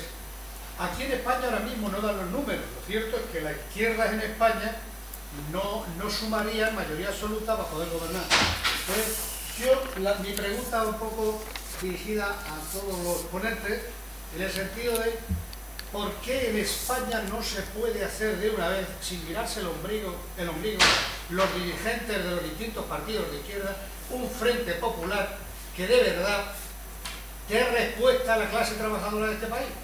Porque si no, nos vemos condenados a estar dirigidos permanentemente por la derecha o las derechas, porque si antes teníamos una, ahora tenemos dos. Bueno. A ver, Miguel. Luego contestamos, ¿no? Yo, enlazando con Europa, ¿no?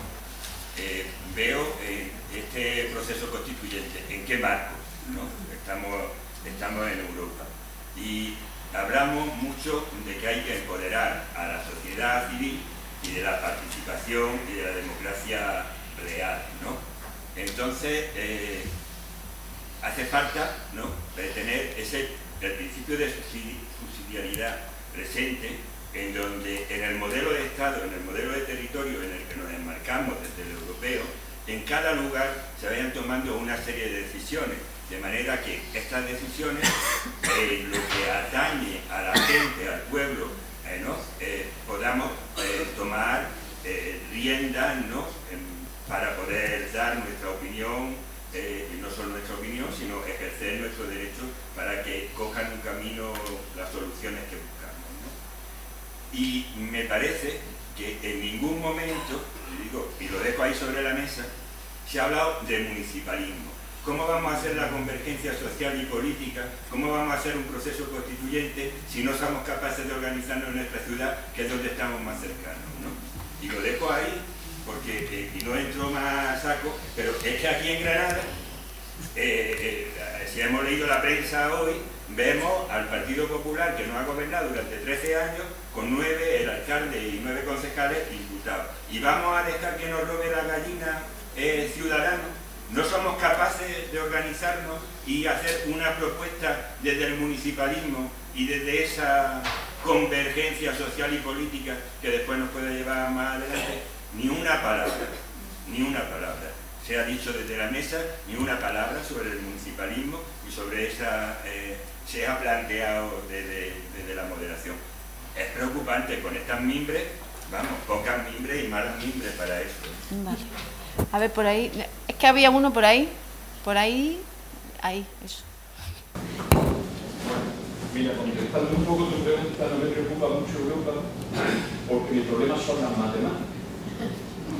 El problema es que aquí solo hay un arco de lo social de este país. Un arco que es totalmente insuficiente para desarrollar ese punto.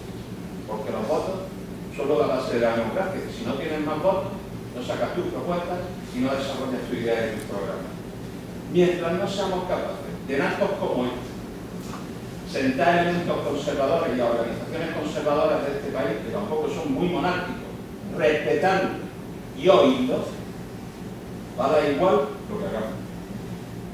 Porque además no nos damos cuenta que si nosotros logramos una república, esa gente se presentaría a esas elecciones.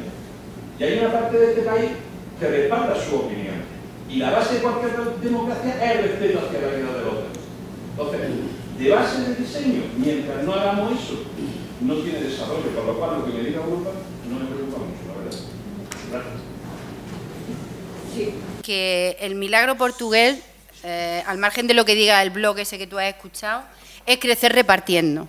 Es decir, Portugal históricamente ha tenido un nivel de vida más bajo que España, ha tenido salarios más bajos, pero lo que es cierto es que la izquierda gobernando en Portugal, a pesar de tener el euro, a pesar de Europa, ha conseguido revertir el austericidio del gobierno anterior, repartir la riqueza, aumentar salarios, pensiones e incluso invertir porcentualmente mucho más que España en I+D+I, siendo un país bastante más pobre. Por lo tanto, yo creo que sí es un ejemplo que tenemos que mirar, porque aquí en España ha habido momentos, ha habido un momento para conseguir la convergencia, ha habido un momento para sacar al PP del gobierno y no lo hemos aprovechado, y eso hay que decirlo.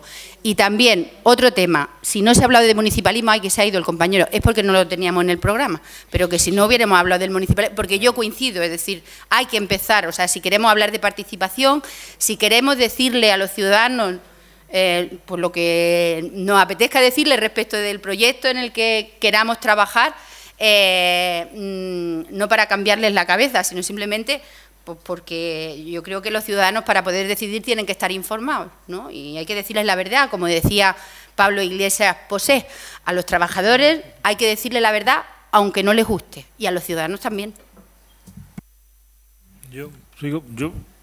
Una reflexión enlazando las tres intervenciones ya para callarme, si os parece. A ver, lo digo porque, a ver, sobrevuela en el ambiente el primer interviniente. Yo coincido, si hemos ido rebajando del programa máximo a la realidad, pues hombre, más vale que tomemos Portugal, si no como ejemplo, al menos como algo en lo que pudiéramos mirarnos y algo en lo que pudiéramos empezar a construir algo parecido. También es verdad, hombre, que si llevaran 20 años, pero llevan 2, ¿no?, el gobierno portugués. En fin, yo creo que vamos a darle una pequeña una pequeña oportunidad, porque parece que independientemente de las disputas en los blogs y de los análisis, parece que puede ser algo en lo que empecemos tímidamente a mirarnos. Y luego es verdad que se ha ido Miguel y lo que decía Gustavo, es decir, al final, yo no me gusta utilizar la palabra transversalidad mucho, pero Miguel yo sé que habla de cara al futuro en la ciudad de Granada, pero fijémonos en la situación actual. Es un problema que tienen que dar los números. Si todas las izquierdas votaran juntos en el Ayuntamiento de Granada, no se aprobaría ni la hora del recreo, porque tienen 12 concejales, o 13, sumando todas las izquierdas, sin entrar a valorar cómo está además cada fuerza de la izquierda en el Ayuntamiento de Granada. Por tanto, cuando no dan los números, ¿qué se hace? Pues cuando no dan los números, pues tienes que buscar o cortarte las venas, que es una solución que doy por descartada desde el momento en que participo en esta mesa redonda, o habrá que intentar, en ese afán que decía Gustavo, de que algún monárquico habría que intentar convencerlo de que vaya trabajando en pensar en hacerse republicano, pues lo mismo para sacar algo en circunstancias excepcionales, ahora, no después, en el Ayuntamiento de Granada, pues habrá que intentar convencer a alguien que no sea de la izquierda para que alguna vez se junten los 14 votos para aprobar algo. Yo creo que hacer política es algo más que sumar números. En un ayuntamiento no. Bueno, sí, bueno, discrepo, te he escuchado. Es decir, es algo más que sumar números. Yo he puesto un ejemplo de democracia participativa, que son los presupuestos participativos, donde ha habido ayuntamientos donde ha habido un fuerte acuerdo. Es decir, había discrepancia en qué dedicar, es decir, mientras que los concejales eran incapaces de ponerse de acuerdo sobre si hacían un carril bici o no, los ciudadanos fuimos capaces de ponernos de acuerdo en el minuto 1, que la obra prioritaria, estoy hablando del Ayuntamiento de Sevilla, era el carril bici, y que ahí había que dedicar la obra extraordinaria. Es decir, que a veces el municipalismo nos da lecciones, pero si aplicamos fórmulas no debamos cómo pactamos y qué pactamos y si contratamos un liberado más o no, o un asesor más o un técnico más por cada grupo, que a veces los debates se reducen o tienen de fondo ese tipo de historias, sino si hacemos política de verdad. Y la política de verdad la saben hacer las ciudadanas y los ciudadanos cuando se les da la oportunidad de tener foros donde poder hacer política. Por ejemplo, ahora el Ayuntamiento ha puesto en marcha una cosa, que el Ayuntamiento de Granada está hablando, que se llama tertulia, que me parece que es una forma, un experimento descafeinado, porque es una tertulia donde se hablan de cosas, pero el Ayuntamiento no se vincula a lo que allí se habla ni a las decisiones. Y eso pues también desgasta un poquito a la ciudadanía, de ir a una tertulia y que luego eso no sea vinculante. Creo que se han puesto nada más que en el Distrito Norte esas tertulias. Entonces, hay mecanismos ya súper engrasados. Si alguna vez somos capaces de abandonar la antigua política del despotismo ilustrado y de las tecnocracias, que ya han demostrado que están ya obsoletas, y vamos a la democracia participativa de la ciudadanía y consideramos a las personas, a nuestros conciudadanos, como mayores de edad con capacidad para decidir no solamente de dónde meten el voto una vez cada 4 años, sino cómo deciden. De esto los sindicatos sabemos mucho, porque hacemos asambleas y vemos que no pasa nada, que la gente toma decisiones, que expone su idea y no pasa absolutamente nada. Y efectivamente, el primer sitio donde se pueden debatir estos temas es el municipal, y ahí tiene que haber un foro. Tiene que haber un foro, y un foro que nos vincule, no un foro que, bueno, muy bien, hablad vosotros, que ya veremos qué hacemos nosotros con las conclusiones a las que llevéis. Mirar, es que ya no hay tiempo. Yo sé que llevas un rato con la mano ahí, Paco también, él quiera, pero es que a las 9 tenemos que dejar esto, porque si no, no nos lo dejan más, porque son así, nos castigan. Entonces, si tú pudieras ser muy breve. Una pequeña aportación al tema de Portugal, ¿no? Porque a Pablo Iglesias hay que echarle la culpa de muchas cosas, pero de que no esté gobernando la izquierda en este país, la culpa la tiene el PSOE. Lo dijo Pedro Sánchez al Follonero, el IBEX 35 no le deja gobernar con Podemos, así que seamos precisos y no hagamos argumentaciones que no se sostienen. Aquí podría estar gobernando la izquierda y no gobierna porque quería el 35 no quiere que el PSOE gobierne con Podemos, así que explicaciones las que queramos, pero lo ha respondido él, que no lo digo yo. Y brevemente, para mí el tema del proceso constituyente y el 15M tiene una aportación fundamental, que es la consigna que trae el 15M, le llaman democracia y no lo es. Después de la reforma de la Constitución del 135 que la hace Zapatero del PSOE y Rajoy del PP, cosas tienen nombres propios y a Pablo Iglesias echarle la culpa de muchas cosas, pero no de esas. Entonces, esa reforma constitucional y el 15M vienen a decir con esa consigna que la Constitución española de la transición del 78 no fue tan buena como eso. Y millones de personas han hecho experiencia con el empobrecimiento, con la crisis, con los desahucios, de que realmente esta democracia hay que revisarla. Ese es un dato muy importante, ¿no? El otro artículo, el 155, que se está aplicando ahora, viene al pelo a mi punto de vista porque viene a poner de manifiesto también las limitaciones democráticas de la Constitución. Y una cosa que quiero decir públicamente, en Cataluña hay presos políticos y es muy grave que nos lo tomemos a cachondeo, porque ayer estuve viendo la película de La Casa de Brujas de McCarthy en Estados Unidos y pasó igual. De los comunistas pasaron al Partido Democrático y esto no se puede banalizar en bandería política. Y termino. El dato es el siguiente, y no es el problema Convergencia y Unión, que las encuestas dicen que el PP y Ciudadanos va a quitar los ayuntamientos en 16 capitales de provincia a la izquierda. PP, Ciudadanos, con los que iba a gobernar Pedro Sánchez. Y otro dato muy importante, los votos de Podemos se van 1 millón de votos a la abstención. Ojo al dato. ¡Bravo! Mirad, nos vamos a despedir ya. Y la democracia es una mierda. Ya, pero la última palabra se la voy a dar a Ángel porque lleva mucho rato y ha estado cediendo y va a ser súper breve. Voy a dar las gracias a todos los que habéis venido porque creo que ha sido interesante, que se han tocado bastantes aspectos dentro de ese proceso constituyente, que creo que nos tiene que animar, que no lo consideremos una utopía, no lo considero una reforma, para mí es un proceso, y a ver lo que nos cuenta Ángel. Pues de manera telegráfica y partiendo de la intervención que ha hecho el último compañero del público, yo simplemente decir que al final por sus hechos los conoceréis, es decir, al final uno es lo que hace, y la praxis es lo que determina tu posicionamiento. Paso a la siguiente pregunta porque tampoco quiero entrar en polémica respecto al, no sé quién ha dicho, la cuestión del municipalismo, absolutamente... vale, bueno, pues paso a la tercera.